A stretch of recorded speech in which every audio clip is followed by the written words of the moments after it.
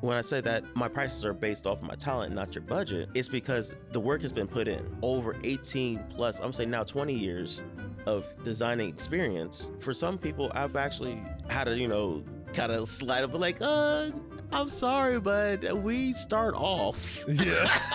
We start off Yeah. at a certain amount. And so it's just one of those things where, you let them know. I guarantee you someone's going to look you up as soon as you tell them what your name is. It is really solidifies a business when you have a website. Yeah. When the website is the Facebook page. If you're on Google and you click website and it takes you to your Facebook, you are cheap, lazy, and cheap. I'm sorry, but not sorry. You're really cutting the corners. Like, you're making a circle, sir. You're just rounding the whole thing out. You're making a circle. You're so bad. It's a circle. Buddy's in a roundabout.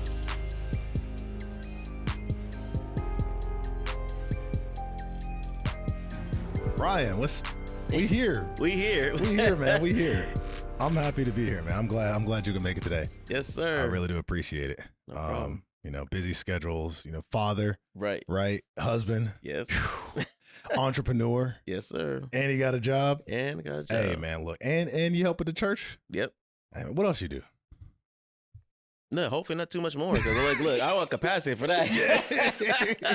It's one of those things. Like, if people ask me, "You tired?" I'm like, "Yeah, no, I'll be fine." It's one of those. Yeah, if I add more to it, I'm like, that's enough for right now. 2017, started my first business. It was a t-shirt company. Go figure, right? Who hasn't had a t-shirt? Who hasn't tried to start a t-shirt company? Failed almost immediately, and mostly just because I didn't really put the work into it.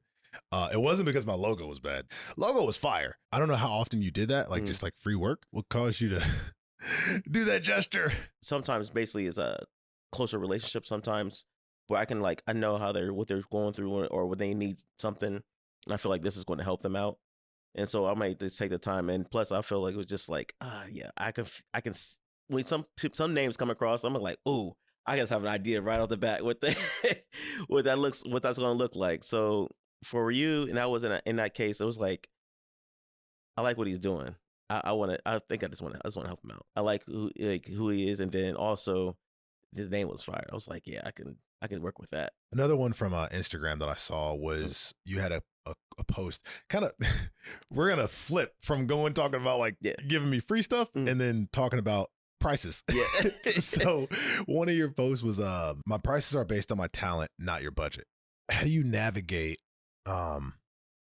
setting your price with one knowing like, these are businesses that are starting, they don't have a lot of money, you know what I mean? Like in a lot of cases.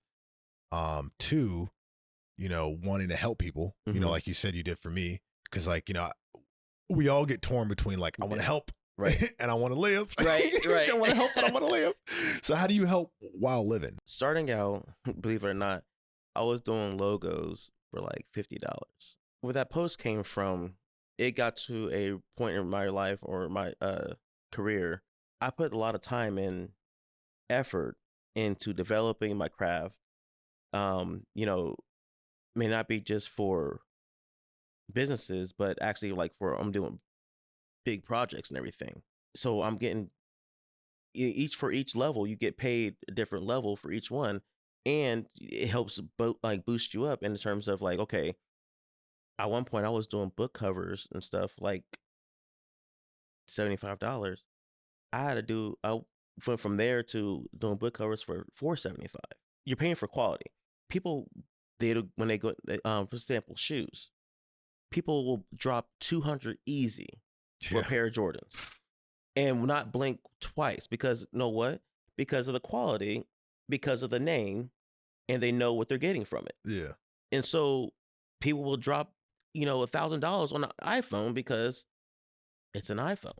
They assume because of what they know or they heard and everything, it's the quality of it, even though I'm not an iPhone person. Yeah, like, poo. But it's just one of those things where people will pay for what they want and what they feel has value or have quality in it. And so when I say that, my prices are based off of my talent, not your budget, it's because the work has been put in. I have over 18 plus, I'm saying now 20 years of designing experience. I'm not at the, $100, $200, logo range anymore. I'm like, for some people, I've actually had to, kind of slide up, like, I'm sorry, but we start off. Yeah. We start off Yeah. at a certain amount. And so it's just one of those things where, you let them know, up front, because people like your, and then this other thing too, people like your work and people like what you do. They will make accommodations. And so to your point where how I, help the businesses who are starting off, they understand that some of them understand that, there's a certain quality they're looking for. There's a certain level of professionalism that they want to portray. You can't just, have this nice, nice restaurant you starting off, putting out there, you doing like, 5 stars and everything, but then you're going to go on Fiverr and get a logo. Like, you're really downplaying yourself, because all you're doing is, and then it's like, okay, well, you're not really, setting holistically a quality brand type of thing. Yeah. You're putting out money, expenses on other things, but then you're going to cut the corners on how you're going to get your customers. For me, logos are your way of talking to your customers without you in the room. They're the first thing people are going to see typically when they either go to your website, look for you on Google, and those are the things that people see first. And those first impressions are typically those lasting impressions. So, like I said, I base the prices off, it depends on the project, and it also depends on, just the intensity of what's going to requires. Some things, don't require, a lot of bandwidth, in terms of mental bandwidth, in terms of trying to figure out the design. Okay, if I have to do the extra work doing the research, because like I said, even with, like, for example, logo designs, you start off with a brief. You start off with, from there you go to research. You're, getting an understanding of what does a client want, what are their expectations of what they're looking for in the future for their logo. This logo, when I typically do logos, I don't do it for, right now or a year from now. I'm trying to get you set up for 10 years and plus. Coca-Cola hadn't changed their logo in like 20 years, if not more. Yeah. So you think about it, logos are lasting. Good logos are lasting things. They don't just change every year or change with the trends. Yeah. And so those are, to me, are the cornerstones of a good business, when they can see the quality or the need for a quality logo, because they will put, set something up or set something aside specifically for their marketing, which, encompasses the logo, their whole branding process, everything. And so when it comes to the pricing of it, it just really depends on how much research is going to go into it. How much back and forth are we going to need? How many revisions going to do for, this set project? And so it does really depend on the project, the individual. And, there's times where I've been in situations where I'm like, okay, I can help you. We'll come to an understanding of, I understand you need a logo. You may not have the funds right now for the logo. So we'll work something out to where I can start you off with something, and then we can build upon it, and then we can do a payment plan if need be. But it's like, what you need, but you may not have the funds for it. Don't let that stop you. Just still, pursue what you want, and then try make ends meet, or make accommodations for, individuals depending on the situation. So yeah, you mentioned research a lot. Mm-hmm. And I watched a video today on YouTube about a graphic designer. We'll get more into that later. Mm-hmm. But one of the things he mentioned was, when people give him like the brief of like what they want, he does assumption-based designing. So like he has a 48-hour turnaround time. He'll basically just make whatever you send him. And if you don't send him, if there's like questions, he just kind of fills in the gaps. And so I didn't realize like how much research may go into like making a logo. Because I'm thinking like, okay, people just give you the information. But then I'm like, what if they don't give you enough info? What if they give you too much info? So how, like, what's that like? Is there, how many times, which is worse, and how often does each happen? I guess, like, does one happen more than the other, where it's like, okay, you have a lot of like, I got a lot to work with. It's too much, or I don't have enough to work with? I'd rather have too much than not enough. Because when you have too much, you know, you can then have a better idea and formulate, you know, something. And then not enough, and like you're kind of like second guessing, okay, but is this what they mean? Do you need this? You know, is they're trying to represent this? You know, it's just a lot of questions you have to ask yourself, but you are already, you know, in the process of it, and you can't just go back and forth. Rather, if you have too much, now you answering your questions as you're reading along. Okay, do they need this? Oh, okay, I see it now. Okay, if they need it, okay, I see it now. So it is. I'd rather have something that's too much than not enough, because that way it kind of eliminates the back and forth. Yeah. And because sometimes you're trying to reach out to them, they can't get a hold of them, and then it's like now you're stuck, you know, in the limbo. Like, okay, especially if you're like in a creative workflow, like you got to get it done right then when your mind is got the juice. Yeah. So like I said, so like the research part of it comes with, you want to be innovative, but still have something that's, you know, relative to the business and the target audience. So for example, I would say Apple's a good example, only because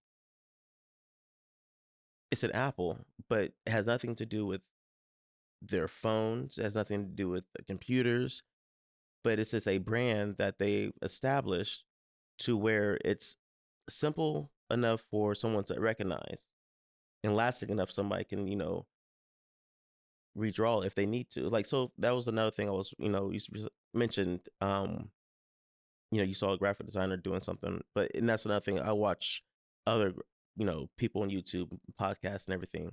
And one of them stuck out to me. He said, if your logo is good enough for someone to recognize and recreate in 3 seconds after looking at it. So say you give them 3 seconds to look at it and then take it away. If it's recognizable, they should be able to give you some kind of, when they redraw it, they can give you some kind of idea of what it looks like. Yeah. And that's, to me, is a good logo, because, okay, because you think about it, you're driving past, you don't typically stare at a logo for, you know, time on, like, for a long period of time. It's normally a catch of the eye. Ooh, that looks nice. Yeah. Type of thing. Driving, it's like, especially, it's gone. Especially when you're driving. And this is one of those things where you think of, when you're doing a design, you have to when I'm doing the research for that design, is it appealable to the target audience who they're looking to appeal? And then if not, just not their target audience, but sometimes maybe a little bit outside of that, they're trying to bring other people into that kind of field. And so when they put when I put the research, and I'm like, okay, target audience, okay, is this, you know, appealing to the brand, the field that they're in? So if I'm doing a tech field, I'm not going to have anything food related. It doesn't really make sense. So it doesn't make sense, you know, what you're putting together. Except Apple. That is hilarious. That is hilarious. That's funny you say that. I was like, that is so true. That is very true. That's hilarious. You know what? That is. But I think it was just when they did that, they wanted something to. I forget what because I was watching a documentary of how they came about. And like, let's start off, you know, in the garage. You know, it's just one of those things that they just put together. And I think it really was Steve Jobs had an Apple, and it was like, you know, they made it a joke about it at one point. It's like, we just call it Apple, and it was like something that simple. It was like, you know what, you onto something. Yeah. Honestly, like, simplicity is valuable. That is definitely the key thing. Is simplicity. You know, there's a lot of people And a lot of other designers out there that wants, the flares, the gradients, the this, that, and the third. Yeah, I think how is it going to translate to different medias? So you're putting on, putting on a t-shirt. You know what? You can't do a flare on a t-shirt. I mean you can, but this doesn't really. If you're embroidering a flare, that's not going to happen. Right. As opposed to, if you're doing a graphic on a t-shirt, and there's different ways to implement certain things, on certain like on certain designs. So you're trying to put it on, especially if you're doing like a corporate style, or working with different styles of companies, different, like a Fortune 500 company doesn't need a flare. Certain things will kind of basically relate to your status of an individual, or your brand, your company. Yeah. And it just helps solidify, who you are, because you think about, you're not gonna put a Comic Sans font on a Fortune 500 company. This going like, okay, you a joke. What are you trying to portray? Like, it seems like you're just okay, but then I'm sorry, you slap a sans serif font,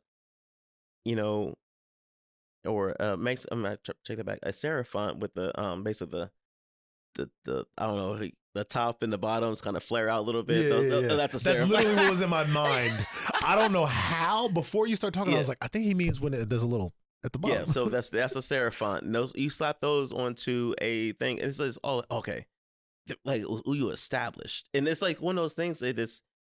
A lot of stuff says a lot about someone just based off this look, and it's one of those, again, your first impressions make your lasting impression. It's just one of those things where you look at something, okay, yeah, they're put together type of thing, and it does it fit who you are, and as a company, and does that brand represent, or the logo represent their brand.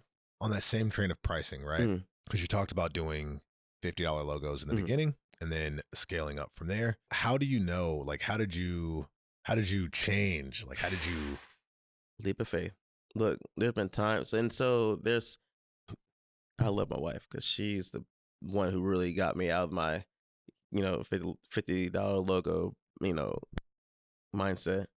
And what it does, it helps weed out the ones who are serious and who's not serious. If someone is serious and they really want something and they know the value of what that is, they're going to pay for it. You get anybody $50 logo, did that in the third, and then you $50 logo, and then you say unlimited revisions. Yeah, you a lie.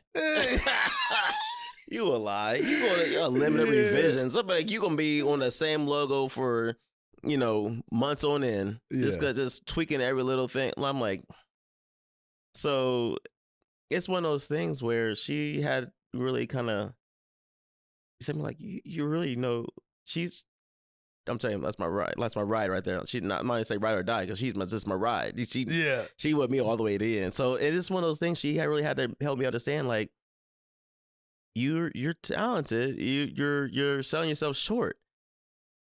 Just up it. And it's every year she kind of like, okay, let's revise where we at now. Okay, just take it up another notch. Okay, and then it really helps though, because when you're doing it now, you are not only establishing your quality based off of your price point, but then also you're getting another level of quality clientele. You're not just, I don't want to say bottom feeding, but that's really what it is. When you $50 logos, you're like, okay, I'm just, anybody in a mama's getting like, oh, I want a thing. Yeah. I'm not knocking it. Everybody got to start somewhere, but you can't have the time. You're getting $50 logos and you're doing 10 of those. That's $500. Say I can do one project for maybe 600. Now that limits my time of constantly spreading myself so thin. Yeah. And constantly, oh man, and the amount of people you have to deal with. And the amount of people you have to deal with. I'm telling you, that drains you. That drains you. Constantly, that's like a mental drain. It's And so you have that one time, that one project you're focused on instead of 10 of them you kind of spread around, like spread over. And so, or say you're like, you got 10 of them in a week, you're like stressing, oh my God, I gotta get this one, gotta get this one, gotta get this one. But now you have that one. Not only do you have that one, but it's more than the amount that you would have got if you had 10. Yeah. And so that's where it's kind of like, that's where I'm at now. It's like, you can't just constantly, put yourself out there and, say, okay, I'm just going to do this for this amount. And then if, I forget who said it, but they had a good point. If you have multiple people coming in at that price point, your prices are too low.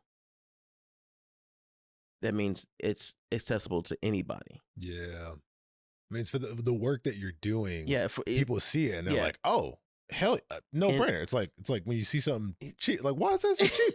I'm buying that one. You definitely question, like, why is this cheap? Like, what's wrong with it? What's wrong with it?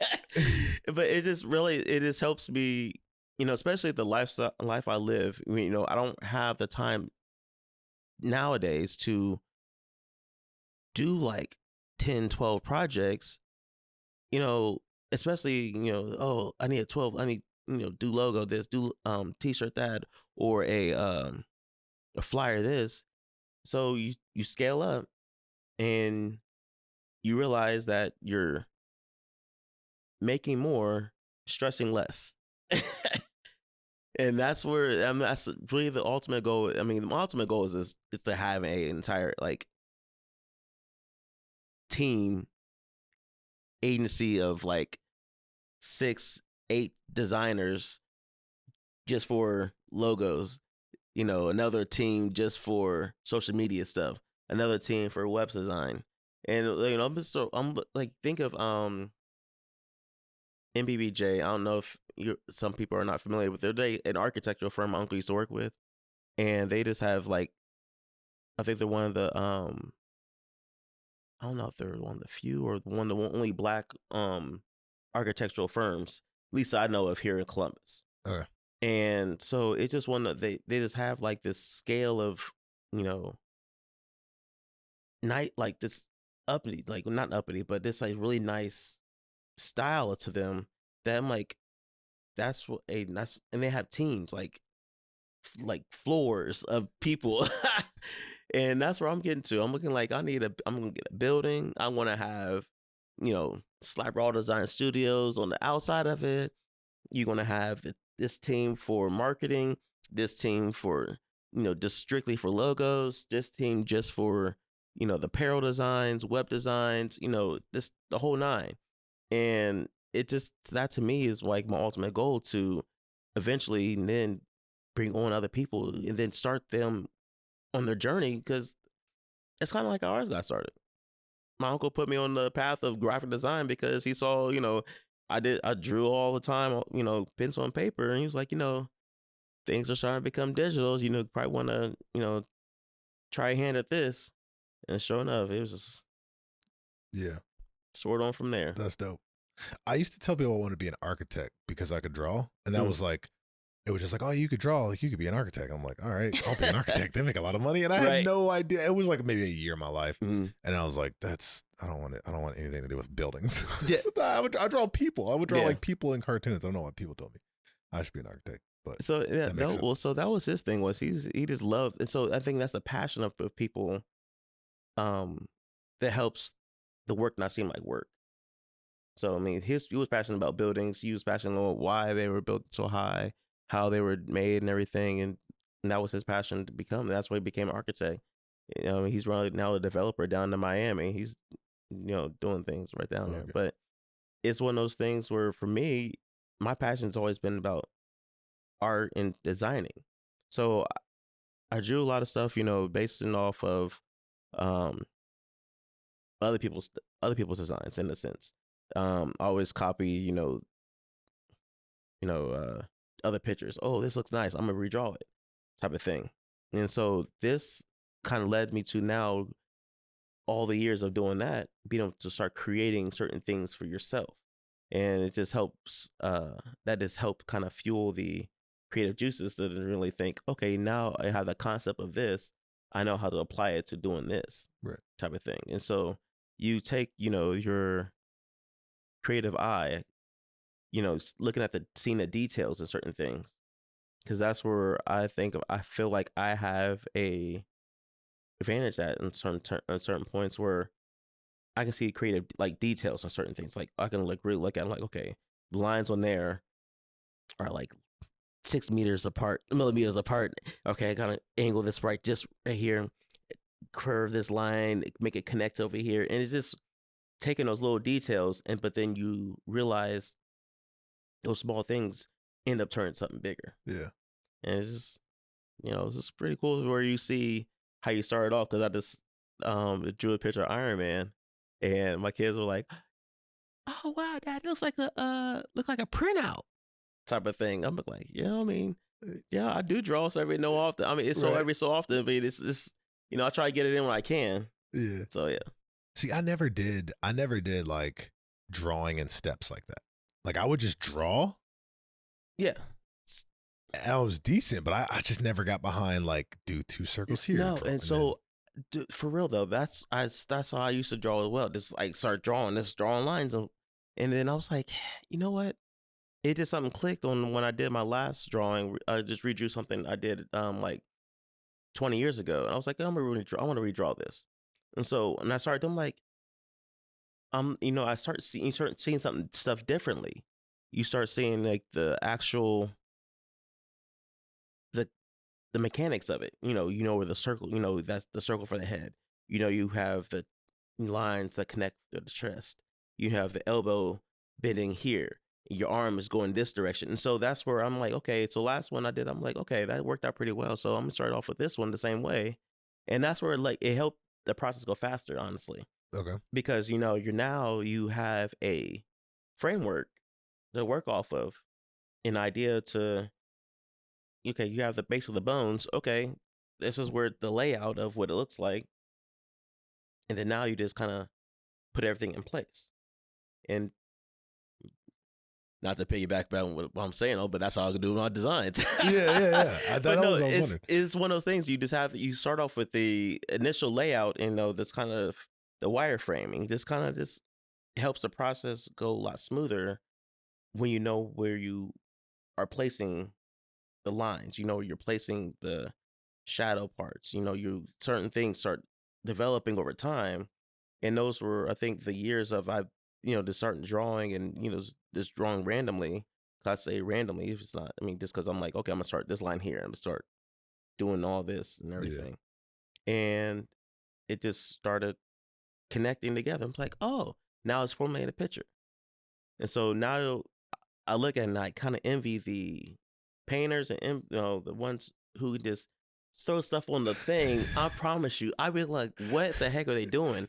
And then they just started moving something. Like, that is a whole picture. They knew exactly where they were putting the paint. Yeah. Have you seen the upside down ones? Yes. Bro, that's just crazy. I'll be sitting like, that's crazy. But you knew, and the fact that they knew where the stuff was going to go. That's crazy. I can't paint right side up. Mm-mm. Let alone upside down. I am not a painter myself either. That's probably one that not only me is, but that's one of the medias of art I have not gotten into. Randall, he does painting very well. Okay. He's a painter.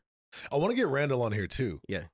For sure. I've been seeing does he have his own gym, or does he train at someone's gym? No, I just see videos of him at a gym, and it's the same gym. So I can tell it's not his basement. So he has a nice setup in his basement, and then he also goes to I forget what we call it. It's some place in Gahanna. But yeah, he goes there as well. But yeah, he does. Yeah, he's serious about his gym. Yeah. He's serious about his workouts and everything. And that's another one. That's his passion. To really, it's not just to work out, but to be healthy. Yeah. As you're doing it, because you're not. You just lift. You can just lift weights and everything, and just move weights around. But what's the purpose of you moving them? Are your movements, hindering you? And if your movements are hindering you, can't lift as much, type of thing. Yeah. So it's just one of those things to me that, you find your passion, you just kind of go with it. Okay. So graphic design and AI, is there something particular that you see like useful that you're doing, or something that you plan to do, or like in terms of like integrating AI with what you do, Mhm. either to fight against, to like try to beat, or to just like accept and like, hey, I'm going to use this too. Like what's your take as a designer? So I think for AI, everybody thinks, oh my God, AI is going to replace us as graphic designers. I don't think so, because you still have that. Art to me is always about emotion. There's, if a good piece of art is going to invoke an emotion, good, bad, ugly, yeah, but it's going to cause you to feel some type of way. With AI, someone had to push the button to get it started. And to the point of utilizing AI, I don't see it as a negative, but as a tool to help you do stuff faster. It's similar to let's make it simple. So Photoshop has they call it Photoshop actions. Those are basically preset. Those, I think, to me, that those are like the first examples of AI in a sense, because those are preset actions that are preset things done that just it automatically does it when you hit play. You hit play and it just automatically does certain things, changes the lighting, changes the compositions, changes the look of the photo. It adds certain filters, and so that to me is essentially what AI is you're utilizing something that was pre-programmed in a sense, to a degree, to understand what is needed and for the outcome, and to help you get closer to the outcome. And I think I have used it like one or two times. It was a picture that I'm like, okay, they don't have the edges on it. And I'm saying, like, seen Venus before, like, okay, it just takes, kind of the surrounding things that makes up something. I'm kind of like getting an idea what it does. So I tried it out, and basically it took a background that was already established and filled it in with more of the background and something that's more related. I'm like, okay, great. It didn't like, oh my God, you just changed a whole new picture. Yeah. No, it just helped you create something that took hours to try to use the stamp tool to do. Okay, man, I messed up right this part. And so it just takes what's already been established and utilize it to, at least for me, I've been utilizing it to my advantage. Would have took me hours, it would take me like 10 minutes. Yeah. And so it's not like saying we're going to get replaced by AI with graphic design, because obviously they need someone. AI needs something to reference. So it's other pictures that other graphic designers probably have done before, or other things that's out there that it has to reference to in order to, utilize or pull from. But the use of AI, I think, to me, is just going to help graphic designers get the work done faster. Okay. So I don't see it as a negative. Yeah, that's dope. I've used it a little bit in Photoshop, just like playing around when they came out with the generative fill and all that stuff. It's really cool. Yeah. I don't know how exactly I'll use it. Look, I'm still trying to figure it out. It's just one of those things where you just kind of, I'm not even sure how it even comes. I'm like, what are you pulling from? What are you taking it from? But it just helps when, like, those moments where you're like, okay, I know I need to do this. And so I did that generative fill thing. I'm like, okay, I'm just going to type in, I need background to be mountains, some trees, blue sky. Make it happen. Yeah. Make it happen. Make it happen. Yeah. Like, but the thing is, it's like you're now stepping into a creative director. Yeah, I'm about to say, makes you the boss. Yeah, you have an employee. Yeah, you have an employee who's now doing the work. They're taking something from somewhere, putting it together, in a fast pace. And that's literally what you're doing. And so it's not like you're, oh my God, I'm going to be out of a job now because, AI is going to take over. Like, no, you still have, they can't just create something. They have to have someone to tell them to create something. Yeah. You have to have some kind of direction to create. They know it's not going to randomly just do. You need something to guide them to do something. Sorry, not to mention, I would imagine it would probably be easier, like if you already, like if you're making a logo or something for someone, and if something you could put together in like 20 minutes would take me hours, right? And you could put together and be like, all right, make this, and you could give it the commands of all the stuff that you know how to do that I wouldn't even know how to do, that I could tell it how I want it to look, but like it may not be able to output what I tell it because I wouldn't know how to explain the language. Especially if it's in specific software, like I can't talk that language to it. You know what I mean? I'd be like giving it dummy commands, So I think that's really interesting. Like you say that, it's like you still have to tell it. Yeah, you still have to tell it. So it's not like you're just going to take over. It's just helping you do the job faster. Just like construction. I mean, people used to hand do like brick, like hand mold brick. Okay, I'm doing this whole process. Now you have machines that make brick. I'm sure people are like, dude, machines are going to take our jobs. Right. Bricklayers. But they still need to have someone to operate the machines to do. So it just help you get your job done faster. Yeah. So the next one is still kind of within like graphic design, but we're in a growing city. I don't know how much you know about, like there's like the Google plant or whatever that they're building. It's supposed to bring like like a lot of, you don't know about this? I heard about, I drove past it the other day, like just accidentally. I don't know. I was just driving. I don't know where I was coming from. I was just coming from somewhere, following my GPS. I'm like, that's a lot of construction right there. What is that? I don't know exactly how many like, jobs and stuff, but it's supposed to be, it's a Google investing another, this was in 2021, $1 billion. So that was, that's this land basically. Oh, it's in between Columbus and Lancaster, I think. I was coming back from Hockin Hills. Oh, okay. I think so. I can't remember. Well, that's like when Amazon came in like out of nowhere. Like now you got like 6 different like Amazon plants here. Yeah. But I'm happy for it. And so like I'm not from here, and I've been planning on leaving. Not like planning, but I've been like, oh yeah, I'm gonna leave. I just didn't know where I wanted to go, and I was kind of narrowing it down. But dude, I think I might stay. I think I might stay because the city's growing. Yeah. Initially, like I didn't think of Columbus as a place for creators, and it's not like the place to be. You know what I'm saying? Obviously, there's still like California, but Texas is taking off right now. So I really want to get down to Austin, even if I don't move down there immediately. I at least want to visit.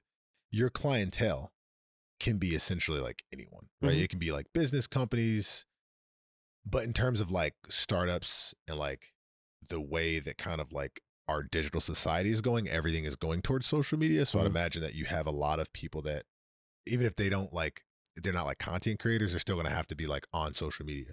So do you have like, is there any aversion or like anything like living here? Or like, do you ever think about like, oh man, if I was in like LA or if I was in, New York, maybe this would be better. You know what I mean? Like, no. So the reason I say that because those cities are saturated with, creatives and designers and everything. By me living here, I feel like I have an advantage in terms of now I can still reach out to those people in New York or LA. Matter of fact, I have clients that's in Texas. I have clients in California. Actually, I had a client, from China. So yeah, we worldwide here. No, but it's just one of those things where, because the industry that I, reside in, it's digital. I don't have to necessarily be in the same room with you in order to give you your product, for you to experience your product or anything. So you don't have to necessarily be in the same city, same room or anything. Just, as long as we connect digitally, it doesn't really matter. So in terms of living here, honestly though, I don't really know a lot of other designers that are here. And normally if I do, this Let me take that back.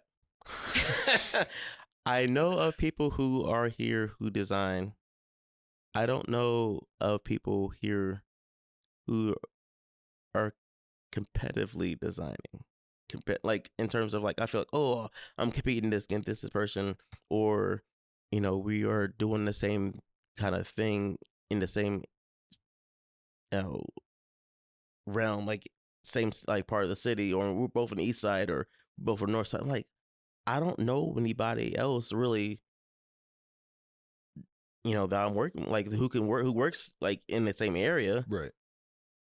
I mean, so it's not like, to me, I feel like it's not saturated here in terms of if I wanted to reach out to, businesses and everything to kind of see, get work with them and everything. I don't see a problem with it, trying to get, connected with them. But like if I worked like, went to LA or New York, I feel like that's where like everybody's at. And that, I feel like that's those cities have been established and they're saturated, and they just like, okay, well, I know a guy who already I've been working with, I'm going, me trying to go out there and try to start humming and drumming there. It's like door shutting in your face type of thing. Yeah. So I feel like I have an advantage living here and still being able to reach out there if need be. Because sometimes if you are an outside person trying to get in without actually living there, you may have an opportunity because maybe somebody else is looking outside. I'm tired of these people here. I'm going to go look out, I'm look somewhere else type of thing. And I think that's where I feel like I might have an advantage at. So, no, I have no problem. Like I like to visit those places because I like to see the vibe and everything, the style of their cities, especially New York. I love going to New York. Yeah, that's the one place I've never been. Oh my god, I've been all over the country, but I was a truck driver. So growing up, I've been everywhere. I've never been to New York. So my wife and I took a trip there. I think it's about 2 years ago. Man, we went at time. We were like, our hotel was like on Times Square. Man, it was right around Christmas time. Well, it was in mid-November, so it was right before Christmas. We didn't get the chance to see the tree up, but it's just all the Christmas stuff start getting put up, and this is a whole different vibe. Yeah, it's really nice. It's just one of those things for me. It's like a great experience type of thing, and I would like to do that down in Florida. Have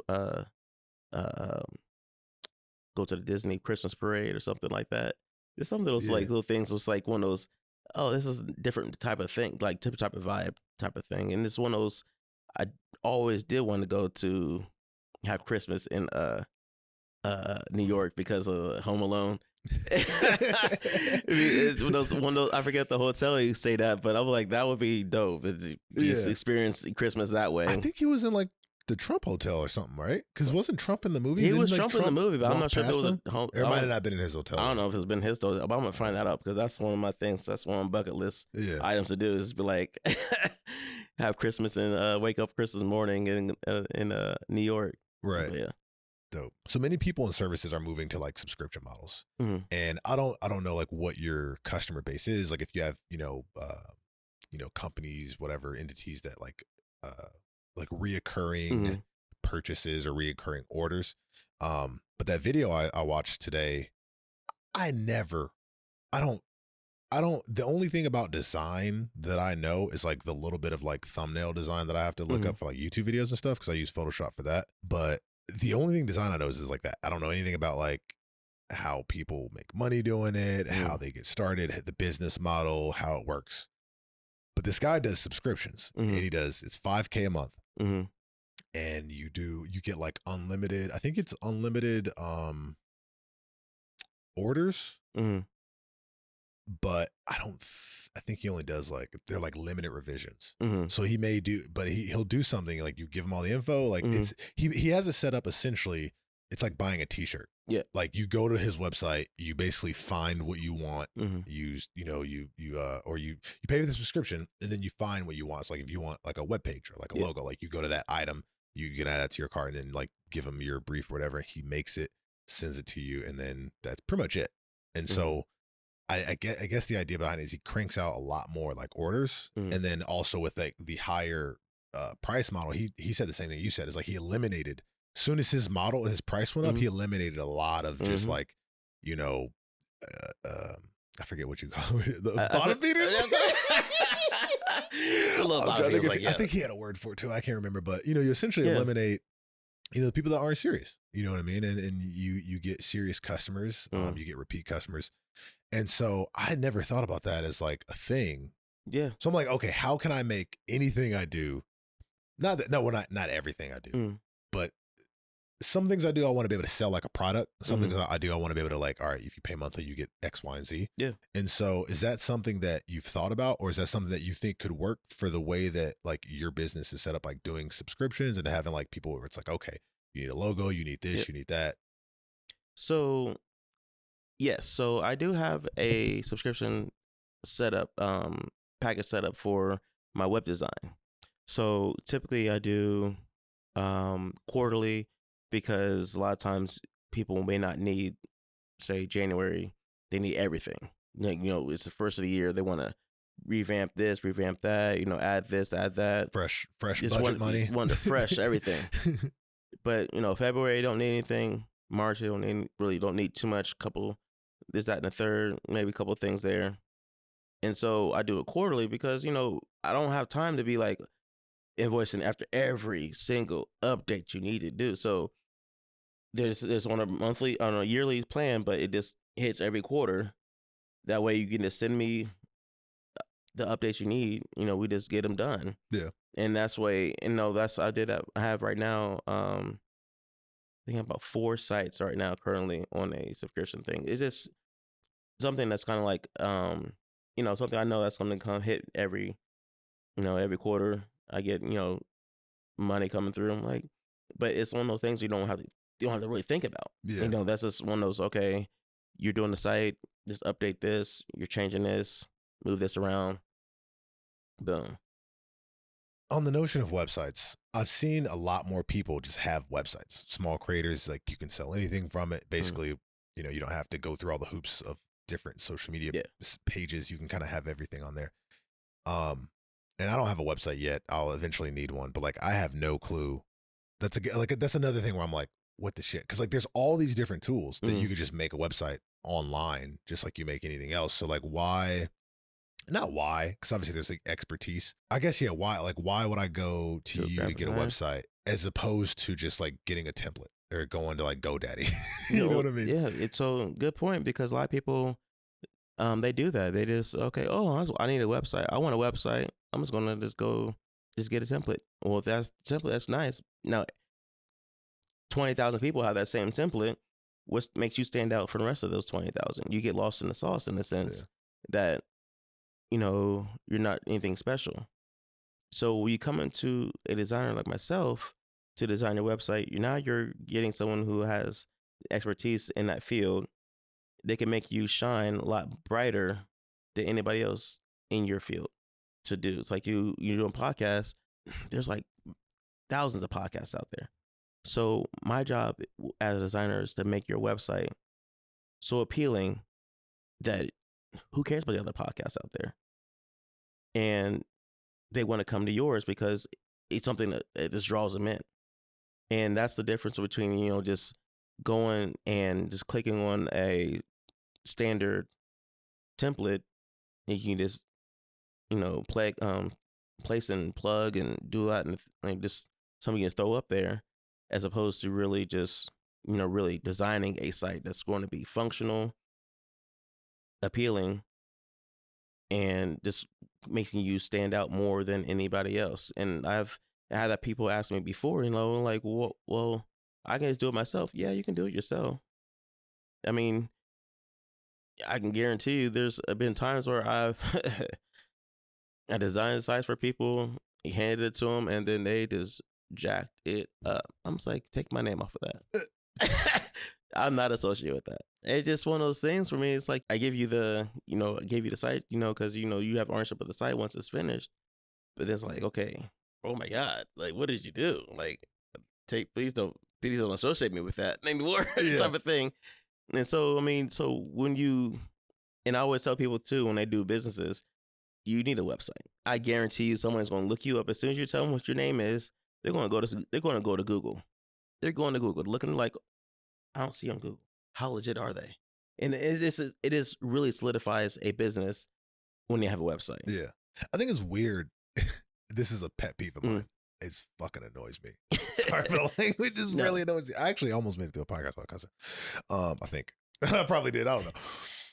When I go to like Google and I look up something and you go to like the page, like that kind of has like, it's not the maps, but it has like the map and then it has all the address, the number, the website. Yeah. When the website is the Facebook page, you are not a business. You are not a business. If you're a website. You're just a lazy business person, or lazy and cheap.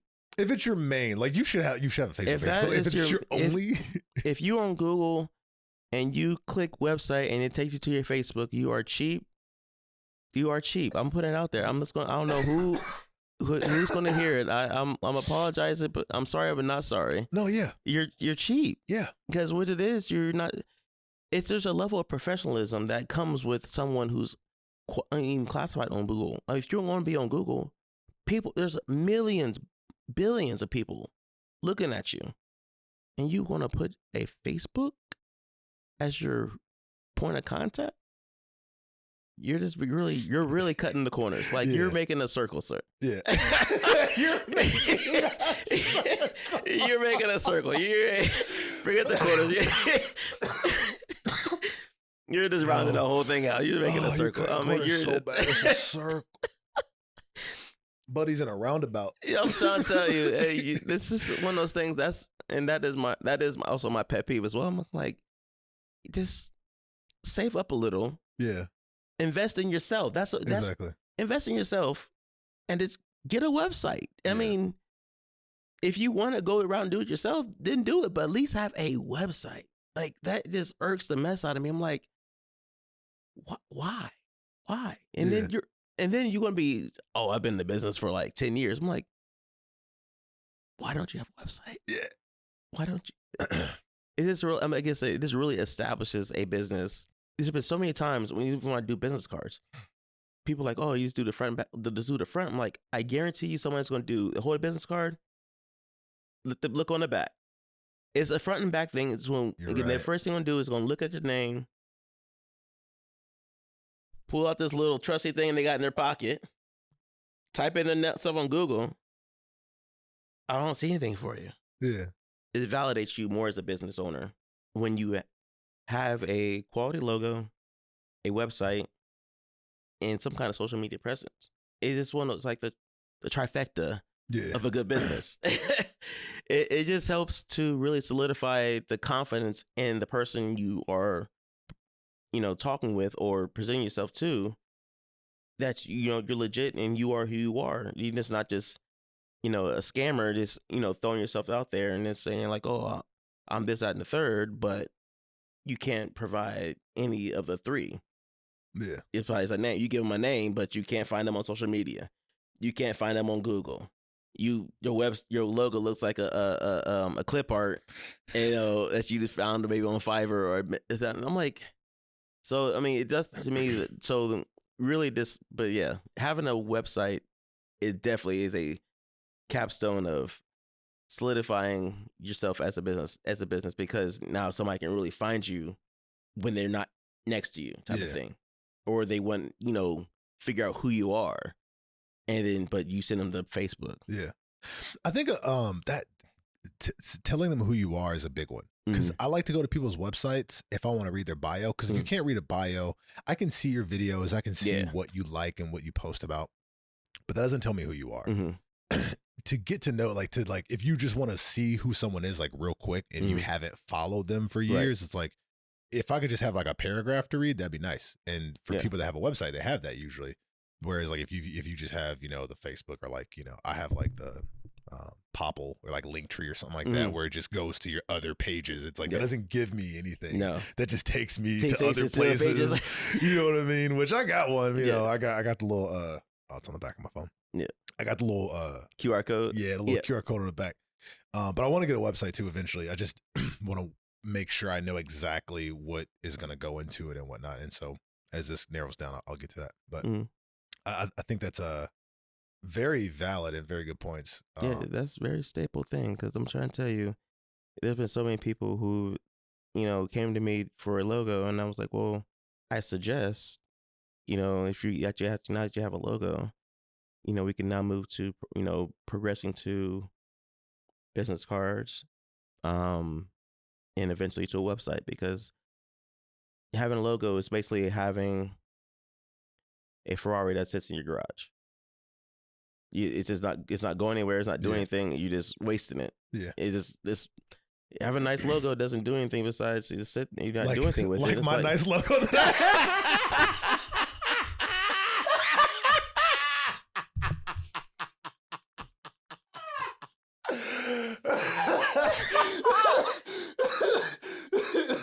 That was not a plug. Oh, no, yeah. it's just one of those things where it's a progression thing. You don't just stop. I mean, for people who just like, oh, I just want to know a logo.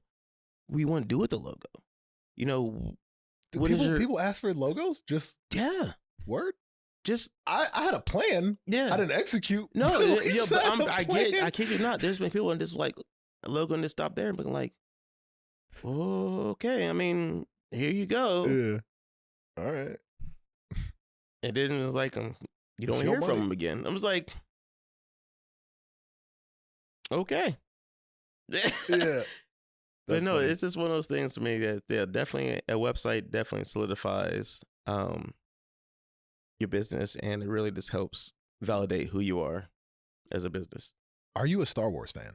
I like it, but I'm not a fan. I'm not a diehard fan of it. Right. So I haven't seen the new stuff. I've seen the first new movie they came out with, and I was like, it was a good movie, and I just didn't like the first one with Rey and John Boyega. Like I watched that one. Oh. I used her character's name and then his actual name in real life because I don't know his character's name in the movie. Oh, it's Finn, right? I don't know. Anyway, I don't know the names of the originals, but when they first find Luke, the movie where she goes, "Help me, Obi-Wan Kenobi, you're my only hope." Yeah. That's the caveat. Yeah. So everyone always asks, like, what message, what did you say to your younger self if you could give them, like, some advice or like a warning or something like that? It's like everyone asks that question. Yeah. You don't get no context. So that's another thing. It's like, okay, so you have to give yourself, your younger self, let's say 10 years, so 36 or 26. However, you only have, you have less than 30 seconds and there's no context. So you can't say like, hey, this, like, it's just like, you just got to give like a blanket statement of like, this will help you with as many things as I can possibly think it'll help you with. And I'll give you a second because I know this is a tough one, but I wanted to make it like everyone has. I literally watched. I was trying to figure out like ways to like have podcast guests that aren't used to like being on like podcasts, like things to say to like help. But I didn't find very many helpful videos, so I might just make it myself. Because most of the videos were about how to be a guest, not necessarily how to prep a guest. Right. So like that question is always out. Yeah. But the key is there's no context. So it's like you're sitting like a last ditch, like you're about to die. And maybe not die. Maybe something bad's about to happen. You're like, I got to prevent this from happening. I have a quick second to send this message to myself through like a CB radio. Right. Like, what do you say? Man, that is tough. Cause I'm like, I was thinking about like, 10 years of experience. Whew, that is a lot. And it doesn't have to be like exactly. No, exactly. But it's just one of those things that's a lot happening. A lot happens in 10 years, and you don't think about it. But there's, and I'm going to segue here real quick. I mean, branch off of something. Have you ever seen? I can't think of the movie, not the movie, but the show. I don't know, it's Passengers or Manifest. I haven't watched the whole thing, but I don't know anyone else that's seen that show, and I only watched like 2 episodes. But that concept right there, it really threw me for a loop. I'm like, you think about 5 years in life is like I'm thinking because my middle son, he is 8, and that came out before Endgame, right? Yeah, like that was a whole like Endgame came out. I was like, okay, that makes, but like but you seen like how people lived for 5 years without somebody, and how life just kept going on, and like you come back and it's like, what the crap? Yeah. Like what? And so, especially they had the twins. You come back, Oh yeah. the twins are 2 different ages, and it's like, but I'm like, man, 5 years. In 5 years, and so you said 10 years. I'm like, 5 years is a lot. But 10 years, I'm like, man. And so it is one of those things. Like a lot to put in for. I would just say for myself, continue to strive forward in terms of don't waver, stand strong to what you believe, and stay in the gym. Bro, I'm trying to tell you, when my second child hit, I'm like, oh my God. Because so it's funny because I think 24, 26, I was working at Walmart, and it was funny because I was working in the in stock, and I was pulling pallets, lifting, throwing boxes, throwing trucks and everything. And just like people like, oh man, you go to the gym? I was like, no. They asked me, what do you work out at? I'm like, Walmart. What do you they look question like, yeah, when you pulling like, 1,000-pound pallets, for like 6 hours a day, and you throwing boxes, you unloading like 3 trucks, back to back, you're just getting all the cardio, all the strength training. And it's like, so I would say, yeah, just continue to follow your path, stay true to who you are, and stay consistently fit. Like stay healed. Like, stay in the gym. Like, health is everything, man. Yeah. If you don't have health, like, what do you got? Yeah. Because it's one of the things like I'm kicking myself now. I'm like I had the opportunity to, when I was even in high school, I'm like, man, if I had actually started doing the weight training back then, you have the opportunity, you have the time. I was like, but you're just like, oh no, just it'd be whatever. And it's like, man, I'll be so much further along. Do I get the same thing? Everyone asks me if I play football. Like, they ask me where I played ball. They go, you play ball? Where you play ball? Like, you go to Ohio State? I'm like, no. I graduated 185 pounds. Like, I was skinny. I mean, for me, like, I was 5'11", 185, 190 pounds. That's not very big. No. That's not college. That's not college big at all. Like, I was big. I was not the smallest kid in school, but I'm not college big at all. And now I'm like, where the fuck did all this shit go? Like, if I would have just started when I had the time and energy, when I was a teenager, all that extra test. I was the same way. I think I graduated. I was like, maybe 120. Yeah, I was graduating like 120 pounds. And but it's one of those things where I'm like, you had the time to do it, and just after school, just do a couple, just an hour of weightlifting, just throw some weight, like just get the process down. And then you start building the habits. Because I'm looking like, man, I'd be so much further along. Because like people ask me like, oh, do you play? They ask me now. I'm like, yeah, you look like you play too. I look like no. It's like right now I just weightlift. I can be healthy. Like, like it is. I just know I'm just in the gym. That's why I be telling them like, no, I just lift weights. Just lift weights now. But it's just one of those things for me. It's like, I wish I could talk to my younger self that young. Yeah, just be like, stay in the gym. Like, do something now. Stay active. It starts to build those habits, at that age, and it'll continue into adulthood, because a lot of things you're doing then, you're thinking at the time, you're thinking about the now. Back then, you were always thinking about, okay, I'm just, just for now, I'll do that tomorrow, or it'll just, it'll click later type of thing. No. So for anybody, in high school now, and you're thinking about second guess, try to start it. Yeah, just start it. Just start. Just start even something. If it's just push-ups. Just push-ups. Like even that. Like I didn't even do push-ups. Like and I think it was to me. I felt like I wasn't fat, but I wasn't like muscular. So I always had like a thick body, but I didn't do anything with it. And it was just like I could have used that to my advantage. Like. Yeah, like you'd have been like a great running back. Man, like, I don't know if you're any kind of fast. No, quick. I could have been. I trained for it, but like it is one of those things. Like, I let it happen. Like, and I think maybe I retract my statement. for my younger self, don't just let things happen. Steer the ship.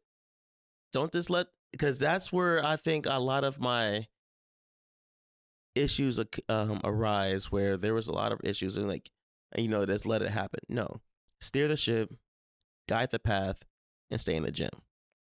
Hell yeah, I love that. Because that's where I was like, I always had the mentality that, okay, yeah, it'll happen when it happens. No, make it happen. Yeah. Don't just let it. No, don't let the think, oh, I'm gonna figure it out type of thing. Like, no, make it happen. Turn something around. If you let it happen, something else is going to, a different result's going to happen, different than you want it to happen. And it is one of those things that it's like, you're just kicking yourself like, I shoulda, woulda, coulda. Yeah. And that's never wanted to be the results. I shoulda, woulda, coulda. That's never want to be what you want to say, 10 years later. I shoulda, woulda, coulda. Yeah, shoulda, woulda, couldas will kill you. Oh my goodness. They'll kill you. They'll suffocate you. They will take you out. I'm like, man, shoulda, woulda, coulda. Yeah. Shoulda, woulda, coulda. Well, hey, we are. Yeah. Forget the shouldas. We are. Forget the couldas. We will. Yeah. And definitely the advice I would give my 10 years, my 26-year-old self. Make it happen. Make it happen. I like that. I've heard that a lot in basic training. Mm. That was one of the few things I remember hearing over and over again was make it happen. Yeah. And it was like they would say, X, Y, and Z needs to be done. You'd be like, all right, how do we do that? And like the first few weeks weren't like the first few weeks they walked you through everything. Right. But like after a while, it's like, this needs to be done. Make it happen. Make it happen. And I was like a platoon guy, so they would just look at me like, this area needs to be clean. This area needs to be swept. We need this many people for this thing. Yeah. Make it happen. Make it happen. All right. And so, it just, okay, that right there, I mean, that just in itself, will solve so much more things now. And then it's like, yeah, that will save you so much more more of a headache. Like, oh, now you're starting the regrets or oh man, I wish I could. No, just if you would have made it happen, it would have happened. Yeah. And then if it didn't turn out exactly the way you wanted it to, at least you tried. At least you changed the outcome, because you letting it happen. Now you just take whatever's given to you. You try to at least make it happen. Or not try to make it, just make it happen. But it didn't, come out you have the same results that you planned. But at least you turn the trajectory of trajectory of what it could have been. Right. So it wouldn't just happen to you. You would at least turn to someone. Okay, now you would have saved yourself, 9 years of instead of 10 years of things. Right. Like, but it's one of those things. They just, Heck yeah. Make it happen. Well, listen, when I first was looking at getting a logo for Party Wolf Media, I mean, my first, like I told you when we met up, my first thing was like, I never had anybody give me like something like, I know how valuable that stuff is. I understand. It's not always about like the work. It's sometimes it's like the person's experience. It's how good they are. Like, I understand that like paying for something like that is a big deal. So to get that for free, I was always like, man, like I want to do something to like give back. And since I couldn't like do anything with the business, I was like, well, if I ever do something else, I'll make sure I go to him. And so that's what I did. So the logo that you guys see, I've done some, I don't know if you've noticed how much have you seen, but I've changed some of the colors for different things, and which is really dope. Because it goes back to what you said about simplicity. I wouldn't be able to do all that stuff if it wasn't simple. And like you gave me multiple different like for colors and like the black version, the white version. Like those black and white ones you guys see, I didn't do that. The only one I actually did, I cut I cut the wolves out on one of them so I could just have like just the circle. And I did a couple other things. I made one of them like the yin yang symbol, like black and white with like a brown background. But yeah, so I was able to do all that because the quality that you did, the amount of files that you gave me and everything like that was really cool. So like I said, moving forward, I was like, I definitely wanted to go back to you, and I'll definitely be, looking to expand and do some other things. I got some other ideas for other channels and other segments that I want to do on YouTube and on some other places. And I know how to get a hold of you. It's easy for me. We're homeboys, but for all the other people, How do they reach you? Where do they go if they're looking for, logo, website? Actually, it also tell us, I didn't even know you did business cards until you said something. So Yeah. I guess tell the people everything you do and then where they can find it. I like to say we do everything from logos to, apparel. Anything that's digitally done, digitally seen, we can pretty much do. So logos, business cards, websites, apparel, flyers, pretty much you name it, we've probably done it, I guarantee you. But you can find me at Raw Design Studios, RAWDESIGNSTUDIOS.com. My Instagram is raw_design_studios. And like I said, you just reach out to me on those platforms, mainly, hopefully, my website, preferably. Just reach out and let me know, because, like, I love designing. That is my passion, is designing. I like to see good designs out there, and I hope I contribute to that as well. All right. We love it. Once again, Party Wolf Podcast, folks. Thanks so much for tuning in. We'll see you next time.